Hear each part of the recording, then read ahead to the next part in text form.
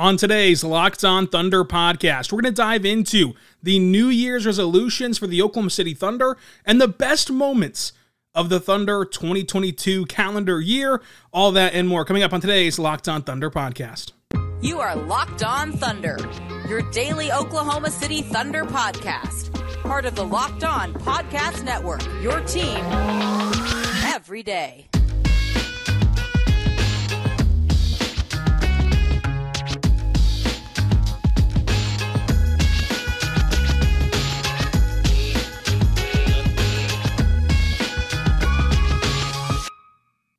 Let's get it going on the Locked On Thunder podcast, on the Locked On Podcast Network, your team every day. I am your host, media member, and editor-in-chief over at ThunderousIntentions.com, Rylan Stiles. You can follow me on Twitter at Rylan_Stiles. Follow the show on Twitter at LOThunderPod. Email the show, LOThunderPod@gmail.com. On today's show, brought to you by PrizePicks, we're going to dive into the best moments of the 2022 Thunder season and calendar year, plus New Year's resolutions for the entire Thunder team, and talk briefly about the Celtics matchup tonight in the Paycom Center. Today's show is brought to you by PrizePicks. First-time users can receive a 100% instant deposit match up to $100 with the promo code LOCKEDON. That's PrizePicks.com, promo code LOCKEDON. Thank you so much for making Locked On Thunder your first listen every single morning. We're here for you on YouTube and any other podcasting platforms you can find. So subscribe for free on all those various platforms. And let's dive into these resolutions. So for SGA, it's simply just keep doing your thing. I mean, what can you say about Shai? The one thing that you could quabble with is maybe taking more three-pointers. Like, that would be a great thing, just because it can open up his game a little bit more. He's taking 3 a game right now, shooting 35% from distance. But he's never really been a high-volume three-point shooter. He's got 5 attempts the last 2 seasons from beyond the arc, which is, of course, 2 more per game than what he has right now. But that's really it. Like, everything else has been dramatically improved. His rim finishing improved. He's dunking the ball more. He's scoring at the mid-range more. He's improved his free throw percentage by a wide margin. I mean, he's been hovering at the 80% mark his entire career. It's been 80, 80, 80, 81. That's been his entire career from the free throw line. Now it's up to 91, a 10% increase from his career high of last year. It's at 91% from the free throw line, which includes an intentional miss and then a couple of abnormal misses these last couple of games. His rebounding has been good. His playmaking has been excellent. He's been a much better playmaker. It's not showing up right now in the assist category because he's tied for his career high in assists at 5.9, so call it 6. He's actually got the highest potential assists on the team. It's not Josh Giddey this year. It's SGA. And you see the vision, you see the trust in his teammates to get the ball out to them on these drive and kicks, which opens up the possibility of becoming a more high-volume assist getter, does SGA in the future. But also his playmaking in terms of like his ball handling, much improved. His passing ability, much improved. Like, he's been excellent as a playmaker. His defense has taken a huge step up as well in terms of engagement, in terms of taking on bigger assignments as well. His length is on full display without question this year, and that kind of engagement is there. He has a career high in steals per game, 1.7, and a career high in blocks per game at 1 per game. Him and OG Anunoby are the only 2 players who have gotten at least a steal or a block in every single game, which is a great job by those 2 guys. And he's averaging 30 points. He's averaging 30 points right now, which includes a 14-point outburst on New Year's Eve, which kind of drug that number down from where it was at that 31 mark, which is sensational. SGA really needs to keep going. If you want to add something to his game, it'd be that three-pointer, taking it in more volume. He had a couple good catch-and-shoot looks against the Sixers, which, of course, we would love to see him get those more often in games. But for SGA, just keep being consistent and keep being you. Now, Josh Giddey, he has like a distinct one. Like, get to the free throw line. That is the difference in these players. And I've been saying that about SGA for the entirety of this podcast. I took over in May 2020. Since that date, I've been saying SGA can be a top 15 player. The free throws are going to have to come around. That's what takes you to the next step, from 10 to 15 points, 15 to 20, and so on and so forth. Same thing for Josh Giddey. Josh Giddey hardly ever gets to the free throw line. It's a historically low rate. He gets to the line 1.5 times a game, both his rookie season and this season. Same number, 1.5 times per game he gets to the free throw line.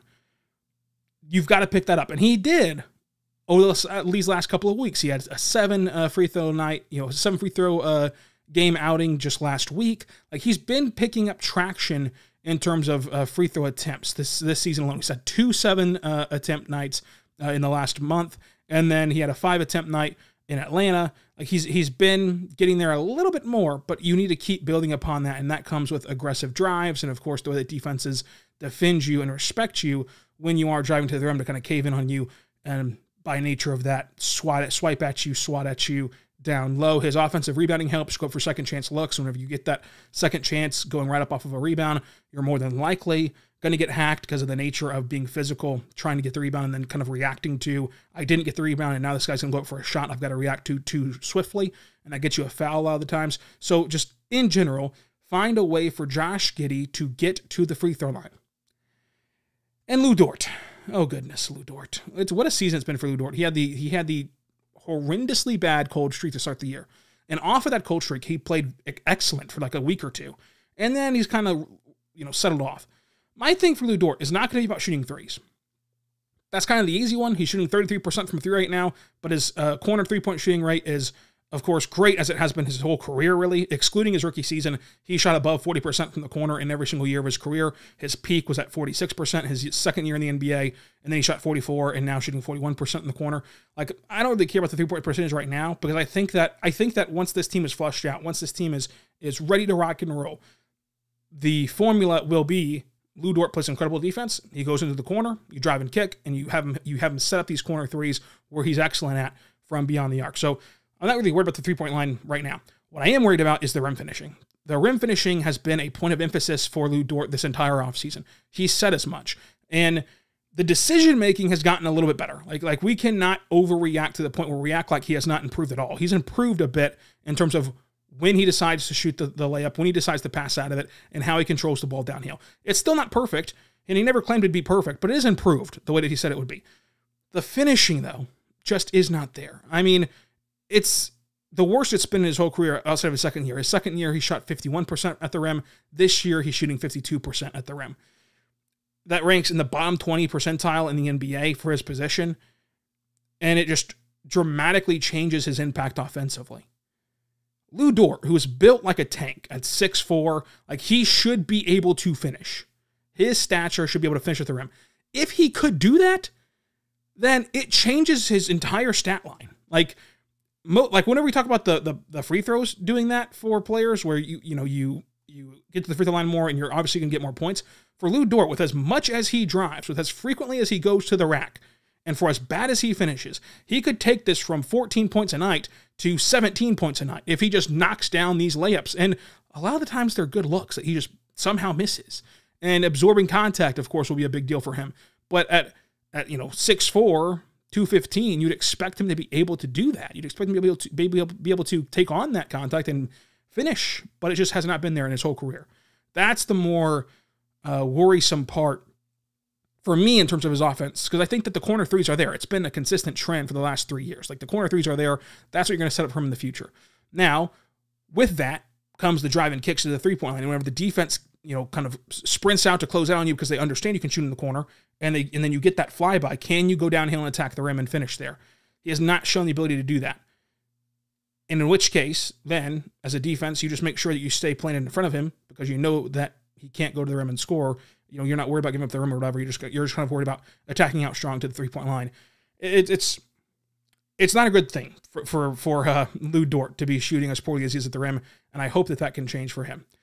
Let's move on to Jalen Williams out of Santa Clara, J-Dub. Listen, get more aggressive. Mark has talked about this. I've talked about this. Like, Jalen Williams has been excellent as a rookie, and this is truly just complaining to complain in a sense, if you want to do that, criticizing to criticize, but we got to find something these guys can improve on. And while the numbers typically get there, like typically you're going to get 15 points a night, 10 points a night from Jalen Williams. He scored in double figures more often than not in his NBA career. You're going to get there, but whenever you look at the box scores, in the first half, it's like 0 for 2. And then in the second half, it's this humongous, gigantic surge that, that you see from him to get to the 15 points, to get to, the 20 points even that you see him perform with in that San Antonio game. Be more consistent and be more aggressive would be what I would say with Jalen Williams. And it's not necessarily consistency in the negative term that we think of, but it's consistently aggressive. He's shown that he can be aggressive. He's shown that he can turn it on offensively and take over offensively, both with the ball in his hands and with the ball out of his hands, as a playmaker and as a scorer. He's shown he can do it. Do that all the time. From tip ball to the final buzzer, do it all the time. Because he can do it for one half. And it's oftentimes the second half, but sometimes it's been the first half. And then in that second, in the other half, he's just not there in terms of not necessarily like not playing well, because he still plays solid defense and he's still in the right spots, but just kind of floating around, not wanting to get in the way. And then something clicks in the second half, and he wants to try to stick his nose in it, and it results in a lot of success. So it's a good thing, just to keep doing that more and keep finding that aggression more on the offensive end. Coming up, let's talk about the rest of this roster, plus the best moments of 2022. But first, I want to tell you right now about our good friends over at PrizePicks, folks. PrizePicks is incredible. PrizePicks is the place to be because you download the app or go to PrizePicks.com. You use promo code LOCKEDON. You get a 100% deposit match up to $100 for your first-time use, and it's a fun game to play. You don't have to worry about playing against other people. You don't have to worry about getting a group of friends together to play, fantasy, because a lot of times, maybe you don't have a ton of friends who are heavily involved in the sports scene to where, you don't have a whole group together for a true league. What PrizePicks allows you to do is just play by yourself and play against the projected numbers. That's all you got to do. It's this easy. Tonight against Boston. You sit down, you download the PrizePicks app, you go to PrizePicks.com, use our code LOCKEDON, 100% instant deposit match guarantee, and you pick more or less for, say, Shai points. So 2 to 6 options. You can go more or less Shai points, over under 25.5. You say more, he gets 26 points, you win that part of the bet. Now, the other one might be over under 1.5 rebounds for Jalen Williams. You take the over on that, boom, you've won, and you get your money tenfold, so to say, in the bet. You can win up to 25 times your entry. It's very awesome. PrizePicks.com and the app. Promo code LOCKEDON. We're back on the Lockdown Thunder podcast, on the Lockdown Podcast Network, your teams every day. I'm your host, Rylan Stiles. You can follow me on Twitter at Rylan_Stiles. Follow the show on Twitter at LO Thunderpod. Email the show, lothunderpod@gmail.com. On today's show, we are diving into our New Year's resolutions for the Thunder and our top moments of 2022. For Poku, it's just getting physical more consistently. That's what I have for Pokusevski. Let's get physical. Let's do it more consistently. There are nights where he brings it, and he walls up at the rim, and he sticks his nose in it, and he takes the beating, and he delivers blows. There's nights where he plays 12 minutes because Mark does not think that he's playing physical enough. It's been a message from Mark as well to play more physical. That's what he needs to do the rest of this year, and we'll see how much of his season he has left, but in terms of the calendar year, moving forward with his game, getting more consistent in terms of bringing that physicality more consistently and more intentionally, and also just more sustainably will be a big thing for him. Jeremiah Robinson-Earl, I want to see fearless threes. Now, I've been telling you that Jeremiah Robinson-Earl can shoot threes since before the draft and then after the Thunder drafted him. And Richard Stayman had JRE at number 12 on his big board in that draft class of 2021. And in his rookie year, you didn't really see that, three-point shot fall all too regularly. He shot 3 a game and shot 35%, which is still good, but you didn't really see it a ton. Now it's really improved. He's shooting 38% from 3, and at one point was shooting 40% from 3, in terms of the earlier sample size in the season. Jeremiah Robinson-Earl can truly stroke it and can truly provide a ton of spacing as a 6'8 center, 6'8", 6'9 center that the Thunder like to use him on, especially as a trailer. The big skill set for him will be SGA in transition gets downhill, but somehow the defense reacts to it, cuts him off at the rim, and now you've got Jerry trailing down the floor, and you hit him at the non-corners, around the top of the key, in the slot, and he shoots 41% in the non-corner 3 on 46 attempts, which is in the 85th percentile in the NBA for his position. Trailing threes for him will be awesome. But he's got to take them. He's got to take them fearlessly and not worry about what the defense is doing and not allow the defense to react to him, and not hesitate. You know, that little shot fake where the defense can now adjust back to you and now you're taking a worse shot or passing off of what was once an open shot, but now you got to reset and find another open shot for an offense that struggles at sometimes to do that. Like, you need to take them. You need to take the threes that you get for Jerry, because you can make them, and no one will be mad at you for shooting the three. For Kenny Hustle, you know, focusing this year on finding an offensive identity. The hustle plays are awesome. The defense is awesome. And offensively, he's shown you that he can cut off ball. He's shown you can lay screens and roll to the rim. He's shown you can do kind of what is necessary. He's also shown you some shot creation ability, some behind the back move, step back, mid-range jumpers at the elbow. He's shown some catch and shoot three ability. But what is the identity of Kenrich Williams offensively? What will be the bread and butter? What will be the action? What will be the thing defenses have to adjust to for Kenny Hustle? He's shooting 50% on corner threes on 20 attempts this year, 37% from three overall, which is his second career best. His first was his first year in OKC, which was the no fans year, so like the sightlines and stuff inflate the numbers a bit. But that season he did shoot 45% from three, but he is shooting 50% in the corner this year, which is his second best as well in his career. He's shooting awesome in the mid-range, and that will be what I think his identity will be, is his mid-range shot, because he's shooting 50% in the mid-range on 39 attempts, especially long mid-range. He's shooting 61%. All these according to Cleaning the Glass. And at the rim, he's having a career year at the rim, 70% at the rim. So I think that inside of the arc, pick and pops, you know, ghost screens, slips to the rim, those will be where he's best at. Even sitting in the dunker spot and getting that kind of dish off from a driving Giddey whose floater isn't there, or from Shai who gets cut off at the rim, and that defender steps up off of Kenny Hustle to try to anticipate SGA, and then he dumps it off in the pocket to Kenny Hustle. Like, that will be his identity, I think. But filling that role more often will be an interesting thing to watch for Kenny Hustle. Tre Mann.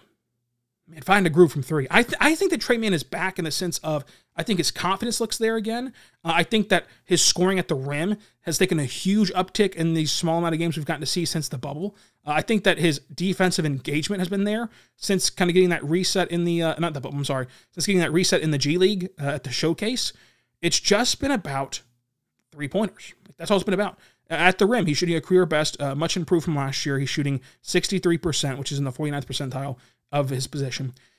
From three, though, he's down to 29% overall, 29% on non-corner threes, where the majority of his threes happen, and 33% on corner threes. Like, finding that groove from three really helps everything else, because he's there at the rim. Like that number at the rim is very respectful for his size and his skill set, and it's only going to get better. I think he's truly improved his rim finishing just based on his confidence in the way that he looks attacking these last couple of games. But can you get it going from three? Because that's going to be your swing skill. That's going to be what keeps Tre Mann on the Thunder. That's going to be what keeps Tre Mann in the NBA, is getting that three-pointer to come around. Because he does scrap on defense, and he tries hard on defense, and he's engaged on the end of the floor, and you see him get in the passing lanes very well. But in the half-court setting, when the game slows down in the playoffs, let's see if he can do it then, which is unfair to him, because we don't know if he can or can't at 22 years old. He's never been put in that situation before. But that is still a little bit of a concern for a man moving forward. So you got to make sure that your offense is there as a spark plug, microwave scorer off the bench who can shoot threes and score at all three levels.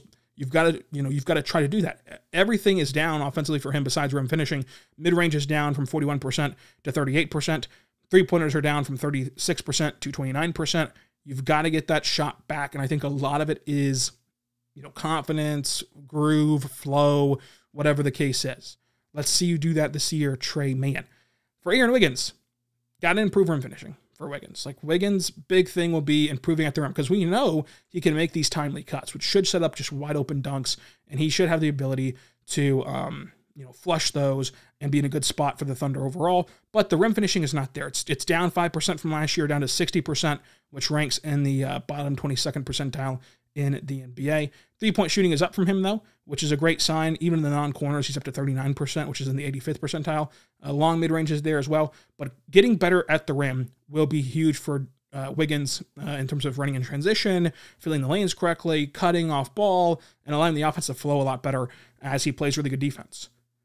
For Mike Muscala, look, let's just see if he can score like 25 points in a game. How cool would that be? Like a massive Muscala game. Got one the other night where he scored like 17 and he had a podium game. But let's see just a massive, incredible, sensational Mike Muscala game where he leads the podcast the next day. I think that'd be pretty cool for Muscala to have that in his age 31, 32 season if we get into next year without him scoring, 20-something points a game for the Thunder. It'll be a lot of fun, though. I think that I hope that we can see that from him because it's just going to take minutes, which he's going to get now more of due to injuries, and it's going to take getting hot from three one night, which he's capable of doing. His career high is 24. Let's see him get a career high, for his career in Oklahoma City. Why not? His career high in Oklahoma City is 23. His career high overall is 24. Let's see if he can get there this season or next. For Darius Bazley, play your role. And again, this is a he said, she said, or something we'll never know, so to say.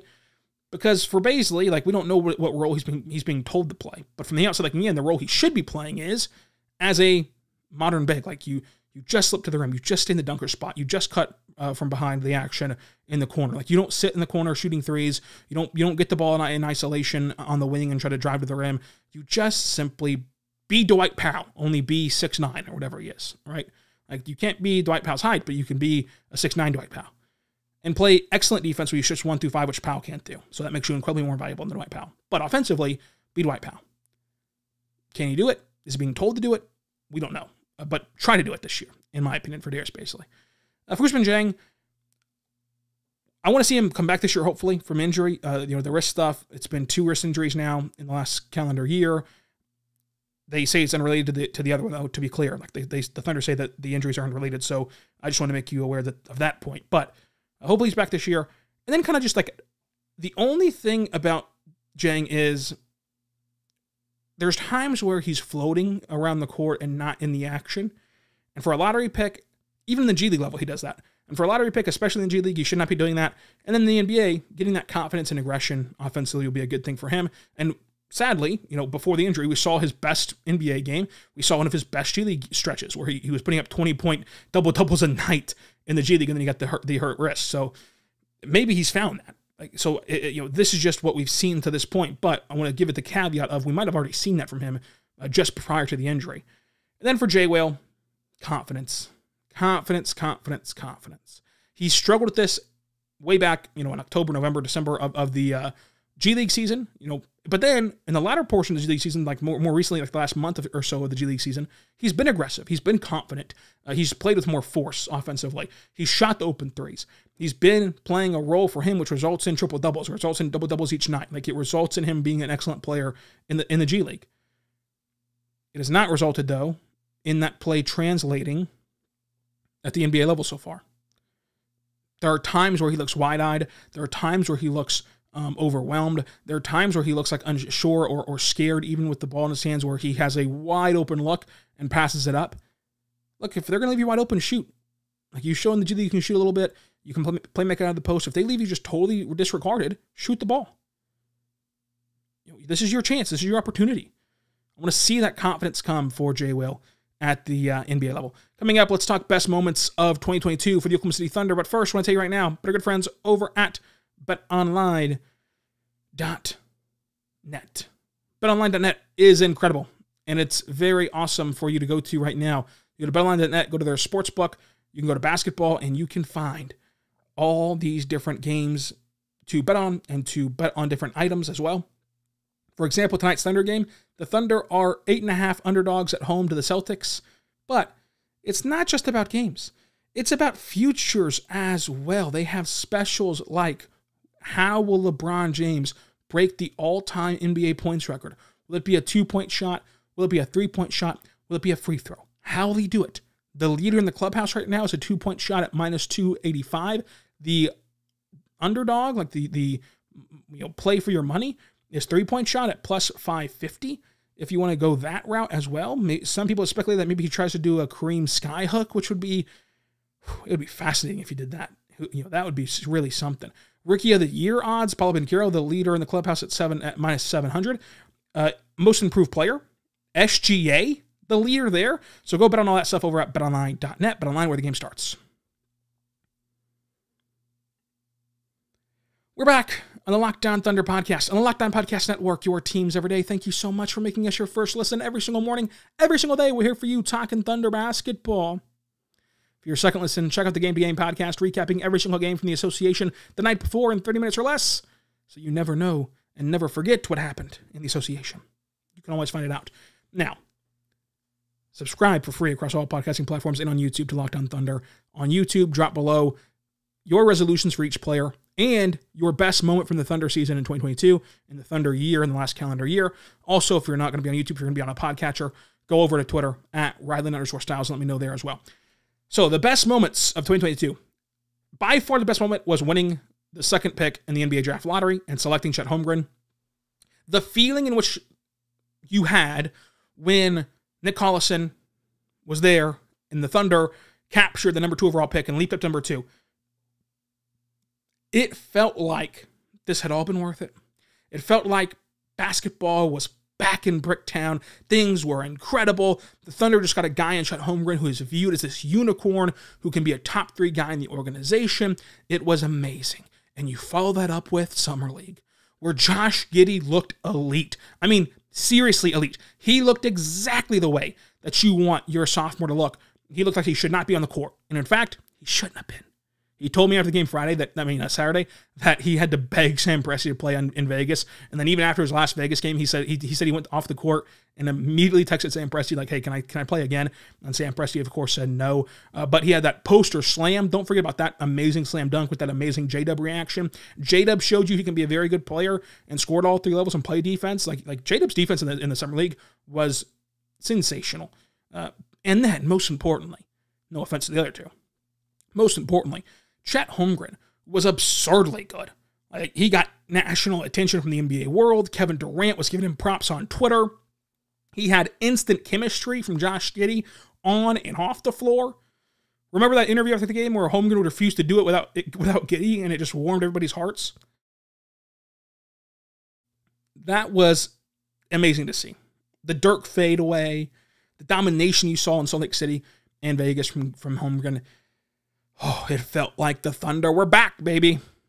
And then the depressing news of Holmgren's injury in August really put a damper on things. But still, with that depressing news and with the season that we thought, well, with Holmgren out, it's time for Victor Wembanyama. The Thunder are 15-21, which is the same number of losses as the Bulls, as the Raptors, as the Lakers, as the Timberwolves, who made an all-in move for this year. They have the same number of losses as them, as the Wizards. You know, the Hawks are only 2 games up in the loss column on you. The surging red-hot Jazz are only 1 game better than you in the loss column.